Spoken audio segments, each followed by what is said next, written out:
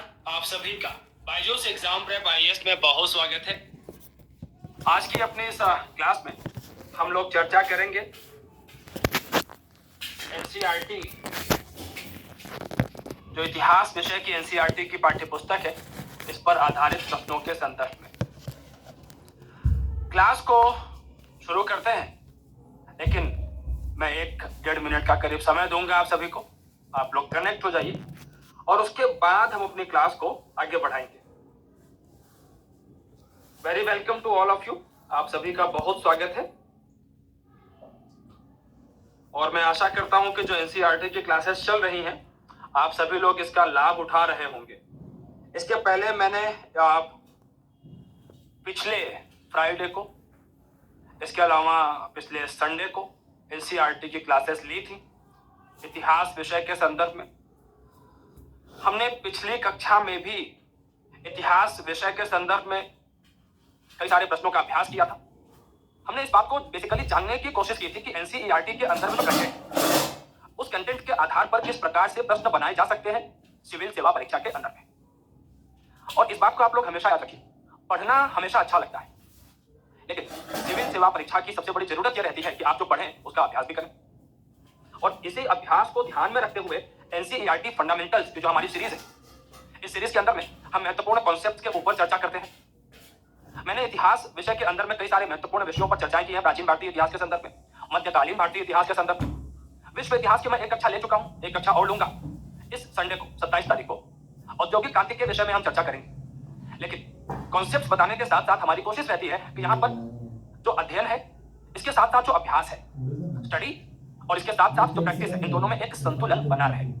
और इसी संतुलन को स्थापित करने के लिए प्रश्नोत्तरी परिचर्चाओं का आयोजन किया जाता है। तो मैं आशा करता हूं कि आप इन कक्षाओं का लाभ उठा रहे होंगे।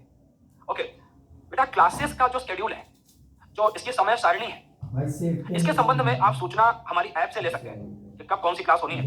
इसके संदर्भ में जो एनसीईआरटी की समय सारणी है, वो हम पहले ही अपलोड कर देते हैं, वहां पर आप देख लीजिए, आपको मालूम चल जाएगा। राइट, चलिए क्लास को आगे बढ़ाते हैं। और पहला क्वेश्चन मैं आपके सामने रखता हूँ। मैं उम्मीद करता हूँ कि आप लोग कॉपी पेन लेकर के बैठे हैं, और अगर कॉपी पेन लेकर के नहीं बैठे हैं तो कॉपी पेन लेकर के बैठिए, क्योंकि बीच बीच में कुछ महत्वपूर्ण बिंदु भी आ सकते हैं जो कि आपको लग सकता है काम के हैं, उनको आप पेन डाउन भी कर सकते हैं, उनको लिख भी सकते हैं।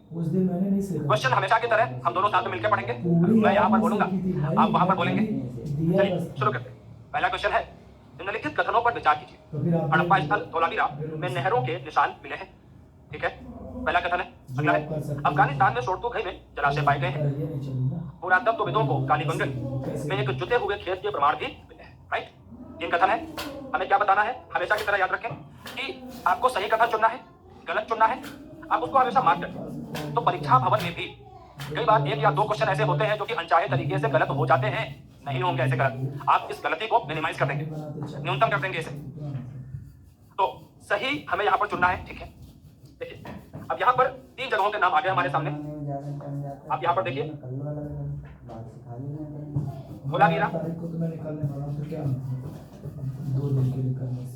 शोरतुघई, और इसके साथ में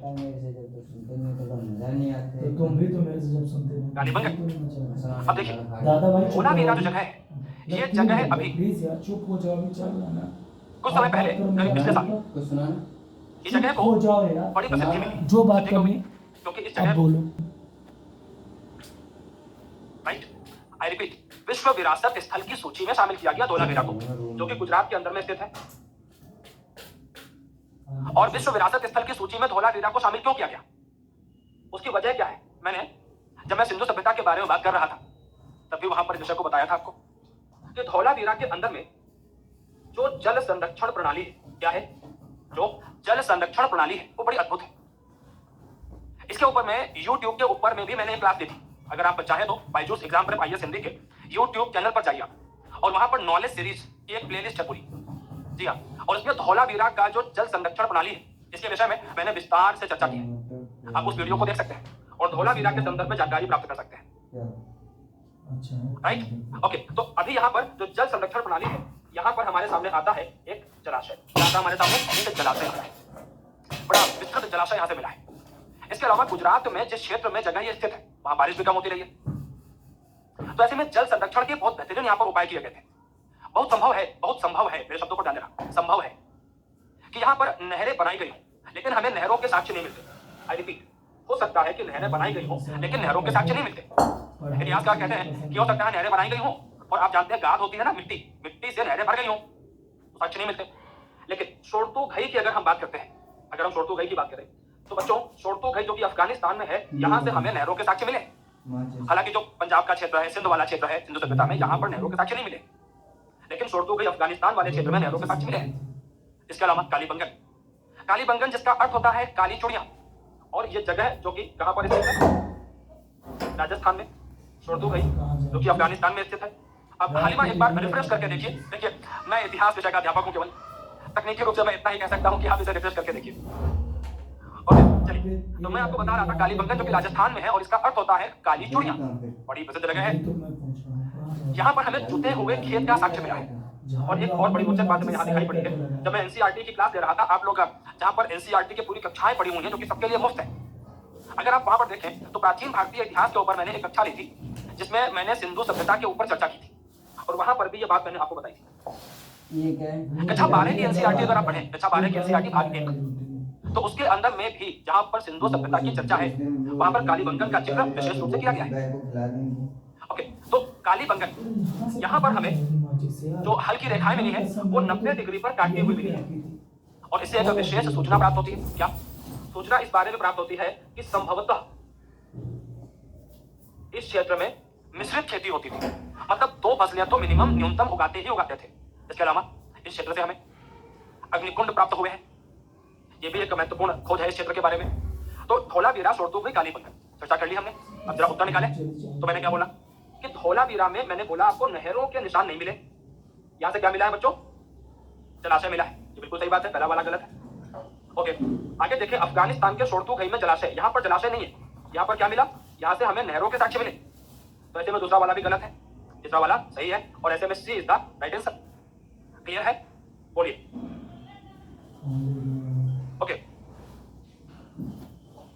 सिमरन पूर्व हड़प्पा के स्तरों से और जो उत्तर हड़प्पा का क्षेत्र है उसके साथ में जुड़ा हुआ है, और अधिकांश इतिहासकार इस क्षेत्र को संभवतः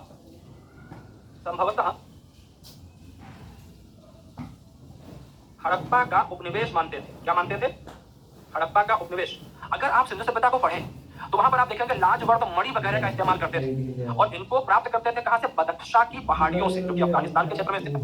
तो हिस्टोरियंस ये कहते हैं कि हो सकता है कि यहाँ पर एक व्यापारिक चौकी स्थापित थी शोरतुघई वाले क्षेत्र में, जहां से यहाँ पर जो कीमती पत्थर आदि है उनको प्राप्त करते हो।